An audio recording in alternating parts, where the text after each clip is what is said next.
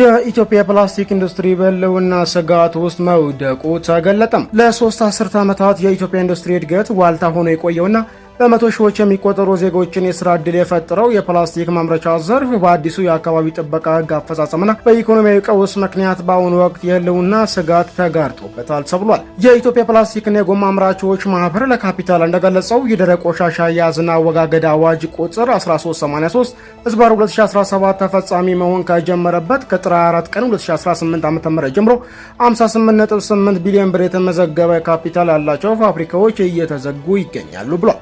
ከፍተኛ ስራ ስንበት የባንክ ዕዳ ለመክፈልና ለምግብ መጠቅለያነት የማይውሉ ግብዓቶች እንዲስፋፉ በር እየከፈተ መሆኑ ተመልክቷል። የማህበሩ የቦርድ አባልና የአዋጁ ምላሽ ኮሚቴ ሰብሳቢ አቶ በረከት ገብረሕይወት የአዋጁ አፈጻጸም ሂደት ህገወጥ በሆኑ ተግባራት የታጀበ መሆኑን ይገልጻሉ። እንደ አቶ በረከት ገለጻ አዋጁ አስተዳደራዊ እርምጃ የመውሰድ ስልጣን የሰጠው ለፌዴራልና ለክልል አካባቢ ጥበቃ ባለስልጣናት ቢሆንም በአሁኑ ወቅት ፖሊሶችና የደንብ አስከባሪዎች በየመንገዱ ያለ አግባብ ቅጣት በመጣል ላይ መሆናቸውን አስረድቷል።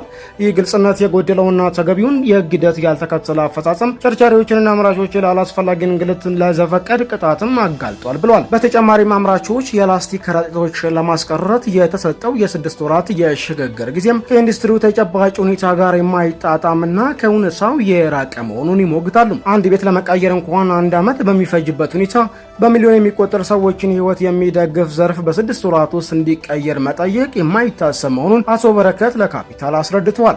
ማህበሩ አማራጭ ግብዓቶችን ለማጥናት የውጭ ምንዛሬ በማፈላለግ አዳዲስ ማሽኖችን ለማስገባትና ሰራተኞችን ለማሰልጠን ቢያንስ የ3 ዓመት የሽግግር ጊዜ እንዲሰጠው መንግስትን በድጋሚ ጠይቋል። ቀደም ሲል ኢንዱስትሪው በየዓመቱ ከሚመነጨው የፕላስቲክ ቆሻሻ 56 በመቶውን መልሶ ጥቅም ላይ በመዋል 51.6 ቢሊዮን ብር ወደ ኢኮኖሚው የሚያስገባ ስርዓት ነበረው። አሁን ግን ይህ ስርዓት በመፈራረሱ ምክንያት ህጋዊ ካልሆኑ የጤና ጠንቅ ከሆኑ ግብዓቶች እየተሰሩ መጠቅለያዎች ገበያውን እያጥለቀለቁት ይገኛሉ። በተለይ የምግብ አቅራቢዎች ለኬሚካልና ለብክለት የተጋለጡ የቆዩ ጋዜጦችን ለምግብ መጠቅለያነት መጠቀም መጀመራቸው በህዝብ ጤና ላይ ከፍተኛ ስጋት እየፈጠረ እንደሚገኝ ተገልጿል። አምራቾች ላለፉት 12 ወራት የመንግስትን የስራ ኃላፊዎች ደጅ ቢጠኑም እስካሁን ዘላቂ መፍትሄ አለማግኘታቸውን ገልጿል። ይህን ተከትሎ መንግስት የሀገሪቱን የኢኮኖሚ ሁኔታ ከግምት ውስጥ ያስገባ ግልጽ የሆነ መመሪያ ማዕቀፍ የሚያስቀምጥና አምራቾች ወደ ሌላ አማራጭ እንዲሸጋገሩ በቂ ጊዜ የሚሰጥ ውይይት እንዲደረግ በድጋሚ ጥሪ ቀርቧል።